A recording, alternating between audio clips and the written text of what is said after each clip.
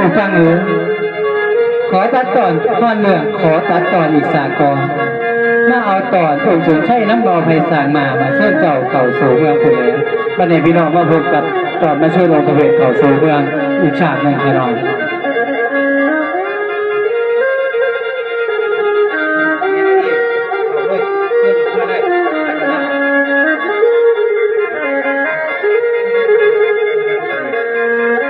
วันนี้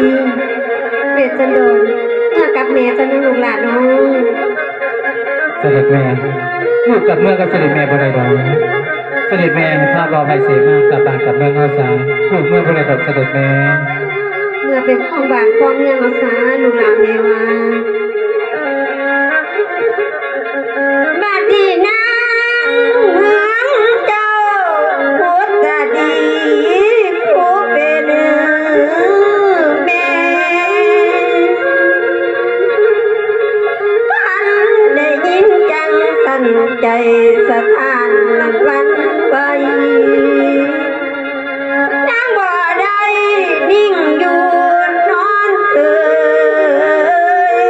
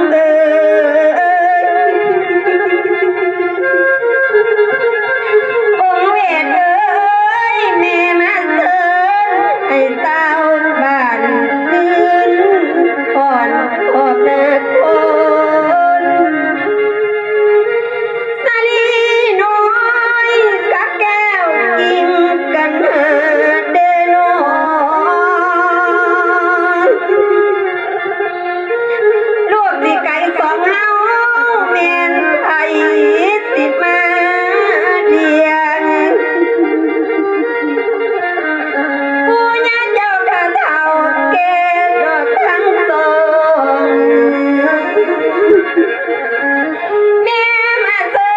นสองลาให้เต้าขึ้นดอกเมื่อบานให้สงสารมันนะเจ้ามาบอนเอิ้นให้เต้าฟัง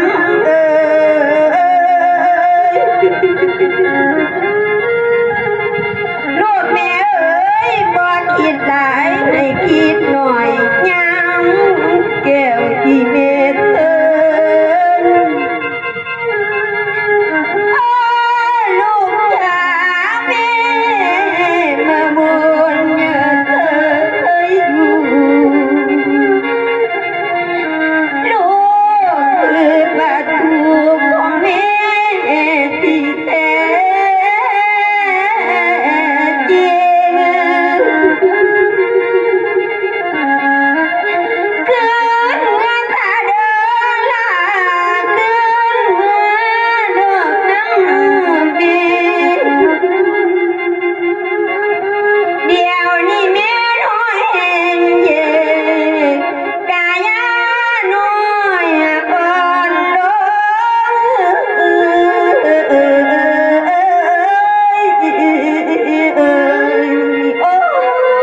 แม่ช่วยแม่เป็นยังไปแล้วแม่ช่วยแม่เป็นลมไปเลยแม่พูดอาชีพทันเจ้าสุราจังเลยแม่พูด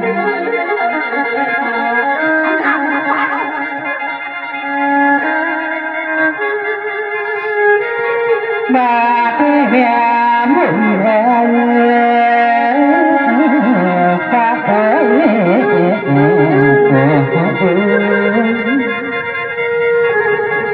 บาดขาวจนฟังบ่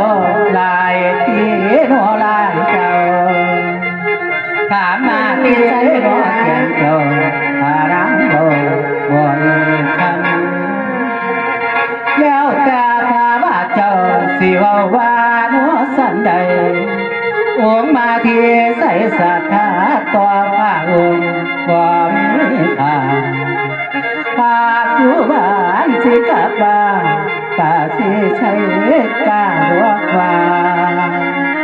มาที่ขันอาสาทำตามพาว่าเจ้าบ่เคยเว้าว่าสิควรเป็นบุญหลายเด้อใหญ่ทวงพระองค์รับขันเชิญนี่แหละเถิงสาลงเสนาซื่นสาวรกันแซวสอนเสียงเสียงกวางเสียงคอลาพังทองก้อนประเทศเชิญพาเวทน้อเข้ามาดังสาธานหัวสุธาบาดีหวนเทวาจุตานาตาอยู่ในแม่กาแสสินนี่แหละต่างกายยินดีด้วยข้ายาวเดือนสาเทือนฟ้าตาสีลาเนื้อเลี้ยวปางทองบนเคยอยู่ลาสาลาแก้วสนมเสนา ก่อนเคยอยู่รอชื่อสาสินสวยดอกคำพีแถวโคมาในป่าหนาอยู่ในป่าธานาสัตว์นี่แหละหมอนเคยผัดเคยสิ่งพอสองสั่งเพื่อเท่าวันทันใหม่เมียาให้สวยเป็นโนเท่าโบราณเกียงห่วงดอกก่อนให้ลาแล้วเด้อม้วนดอกไป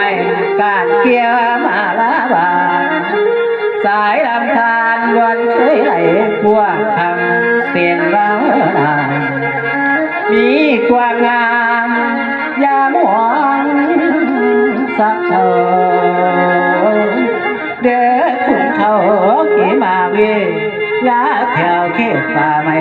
ดวงเจ้าลาสาสี